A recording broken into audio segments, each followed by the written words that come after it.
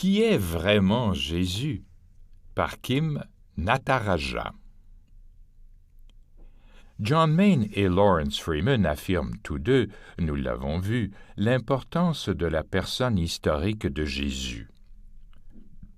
Aussi important que soit ce point, ils soulignent aussi cependant, tous les deux, que Jésus est bien plus que cela. Ne le considérer que dans une perspective historique peut nous faire passer tout à fait à côté de sa vraie nature en ne voyant que l'image de lui que nous nous faisons à travers le prisme de nos filtres culturels, psychologiques et théologiques.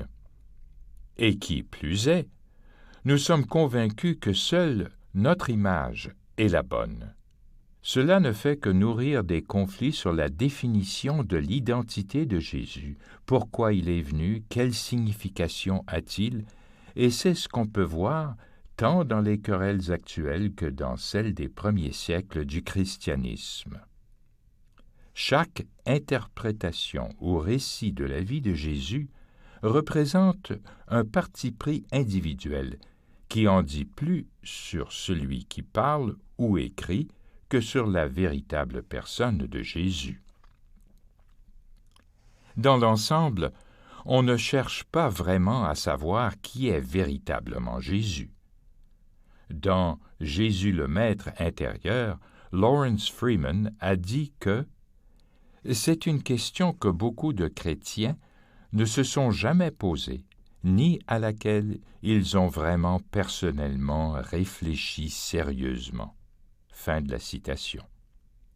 La seule façon de pouvoir découvrir l'être véritable de Jésus et la signification qu'il porte, c'est d'entrer dans le silence par une prière silencieuse et profonde. Je le cite encore, « Ce n'est pas par la recherche intellectuelle ou historique que l'on arrive à découvrir l'identité de Jésus. Cela se fait en s'ouvrant à nos profondeurs intuitives, à un regard et des modes de connaissance plus profonds et plus subtils que ceux auxquels nous sommes habitués. Voilà ce qu'est la prière, l'entrée dans un espace intérieur de silence où l'on se contente d'être sans réponse, sans jugement et sans image. C'est le silence indéfinissable au cœur du mystère de Jésus qui, ultimement, communique sa véritable identité à ceux qui vont à sa rencontre. » Fin de la citation.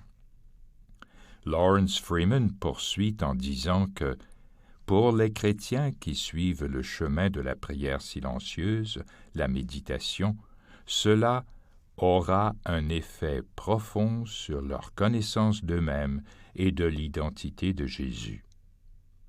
Pour Lawrence Freeman, comme pour les premiers chrétiens, il est capital de comprendre que nous ne pouvons rien connaître, et encore moins Dieu, sans nous connaître nous-mêmes.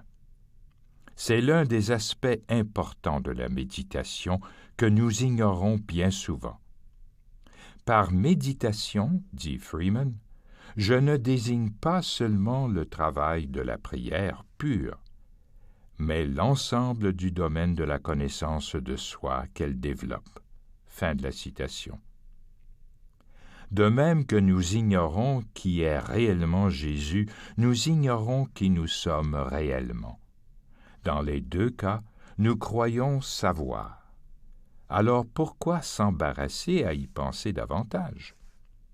Ceux d'entre vous qui ont lu toute la série des enseignements hebdomadaires depuis la première année jusqu'à présent savent que ce que nous pensons être constitue une image illusoire, l'ego, notre moi superficiel fabriqué par nos propres pensées et images et par celles des autres.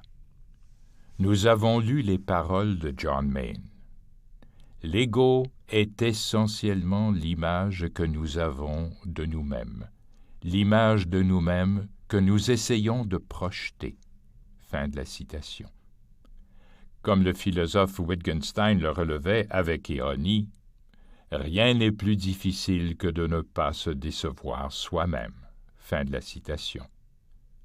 Ce n'est que dans le silence de la prière profonde et contemplative qu'on peut découvrir qui est Jésus, mais aussi qui nous sommes vraiment.